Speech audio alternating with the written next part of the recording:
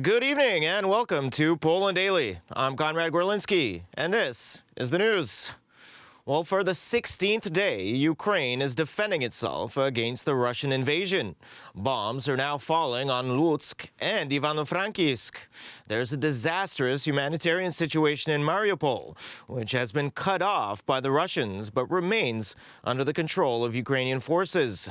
Seeking to capture the city, Russian forces are attacking and preventing the evacuation of residents, as well as the delivery of humanitarian aid. Ukrainian President Volodymyr Zelensky announced that Ukraine had reached a strategic turning point in the war with Russia. Ми боремося за нашу свободу вже 16-й день. We're fighting for our freedom on the 16th day. That's 4 times longer than the enemy had planned. But the Ukrainians are proud people who always defend their property and will not give the occupiers a piece of land or a single % of their freedom. Russia should be punished for shelling humanitarian corridors. If the war continues, further sanctions by Ukraine's allies will be necessary. It takes time and patience to win. Захищають свою землю і не віддадуть. Satellite images show the rearrangement of the Russian convoy near Kiev. And Ukrainian media reported that this morning there were outbreaks in Cherkiv, Kharkiv, and Lutsk.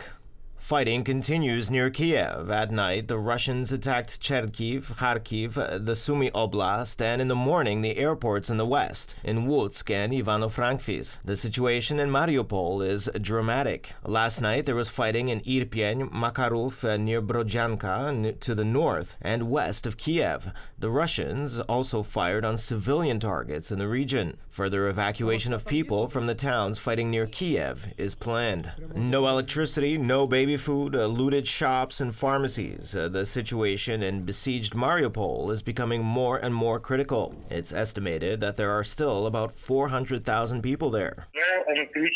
We struggle with a lack of electricity, water, and gas. We have no heating. The residents are trying to get water by any means. City officials provide bottled water, but this only covers a fraction of what's needed. Many people do not have access to drinking water. All shops and pharmacies were looted long ago. There is a shortage of specialist products for children. People are looking for drugs. In particular, there is a lack of resources for people with diabetes and cancer. But you won't find them in the city. Hospitals are partially functioning because the city council supplies fuel for their generators.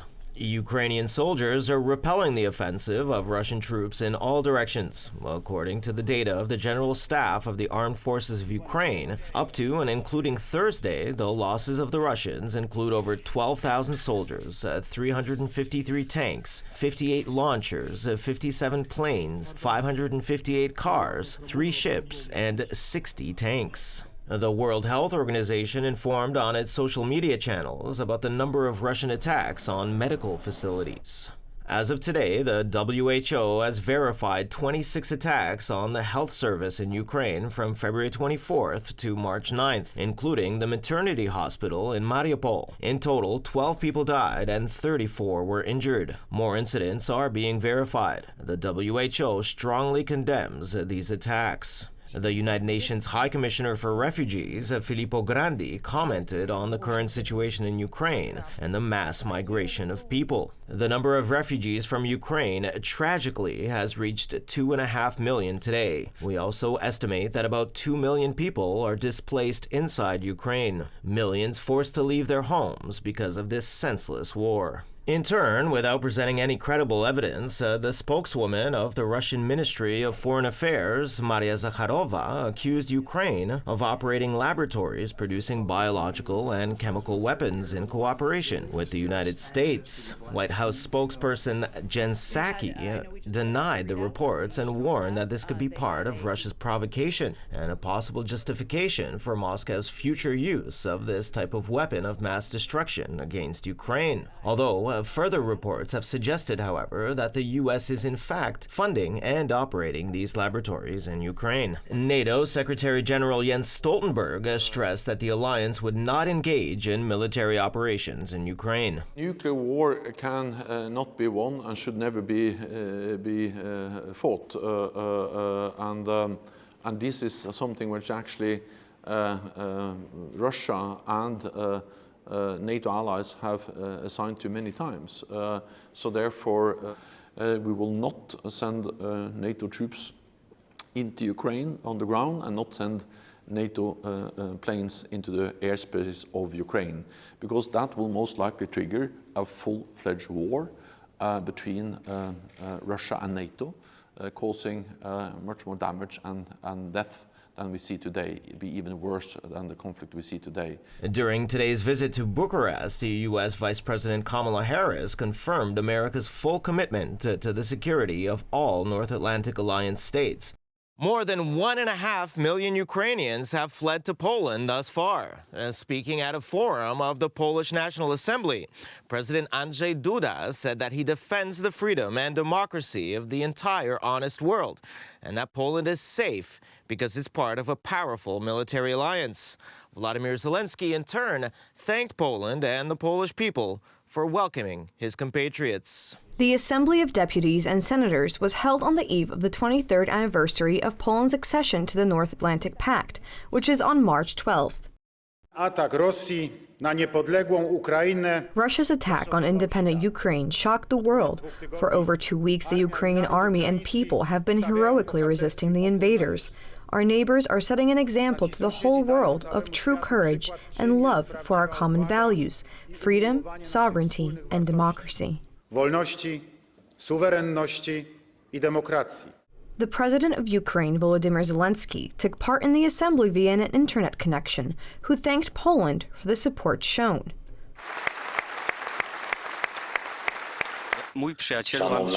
In the morning of February 24th, I had no doubts who would be the person who would tell me, "Brother, you will not be left alone with the enemy." And it happened. I am grateful for that. Polish brothers and sisters are with us, and this is natural. The same is working on the law on the defense of the fatherland. It is to reform the existing regulations in this matter. It is based on 3 foundations: modernizing the Polish armed forces, increasing the attractiveness of the service, and implementing the concept of universal defense. It abolishes 14 legal acts and introduces instead one large regulation. It gives the opportunity to obtain additional funds for armaments, for example in the form of leasing agreements, modernization of the equipment of the Polish army, and increasing its number: 250,000 professional soldiers and 50,000 soldiers of the territorial defense forces. We can all be sure that if we do not take care of the security of our homeland, no one will do it for us. Therefore, the Polish army must be larger. Therefore, the Polish army must have modern weapons, because this is the only effective method to scare the aggressor. And we can all see what is happening beyond our eastern border. We can see that the challenges are serious. Therefore, we are developing the Polish army.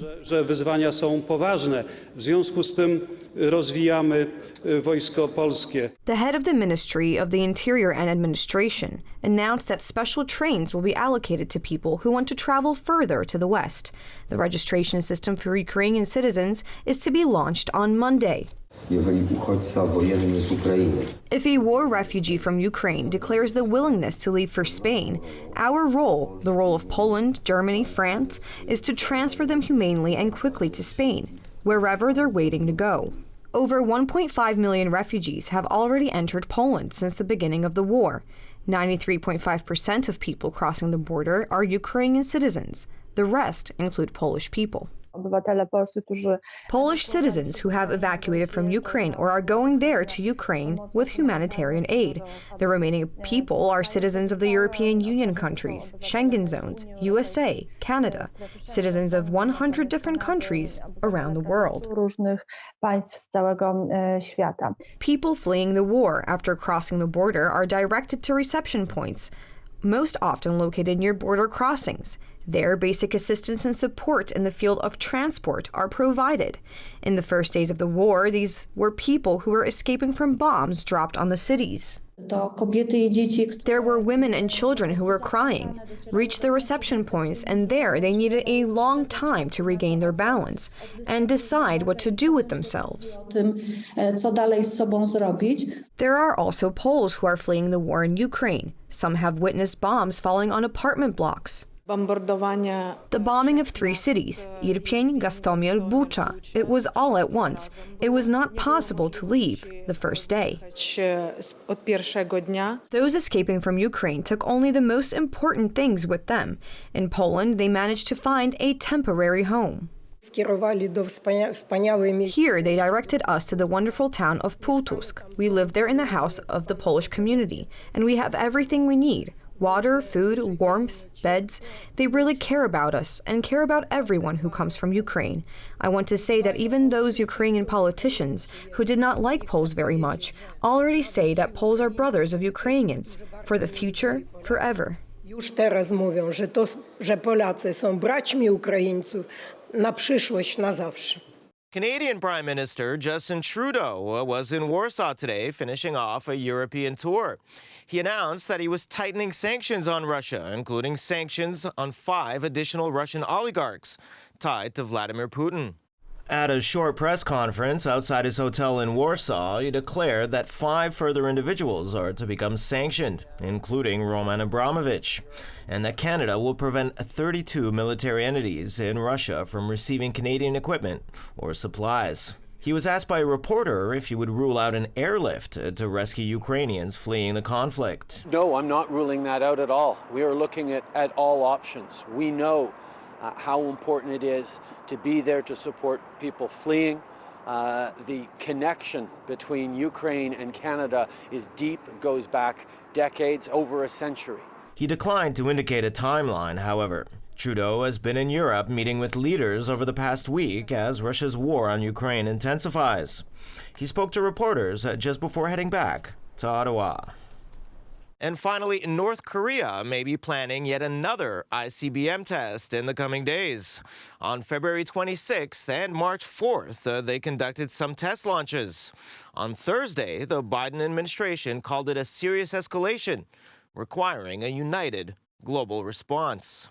In file footage from October 2020, the missile system was seen being unveiled at a parade in the capital, Pyongyang, with leader Kim Jong-un and other senior officials saluting as the missiles were driven past crowds of flag-waving onlookers. The new system involved an ICBM-capable platform, but did not demonstrate intercontinental ranges in the launches, which were likely meant to test elements of the system before a full-range launch, potentially disguised as a space launch, the U.S. official told reporters, speaking on condition of anonymity. On Thursday, North Korean state media quoted Kim Jong-un as saying that North Korea would launch a number of reconnaissance satellites in coming years to provide real-time information on military actions by the United States and its allies. As usual, thanks for joining us this evening. Please stay with us for Poland Daily Weather, Poland Daily Business, and other programs. But from me, it's have a great weekend.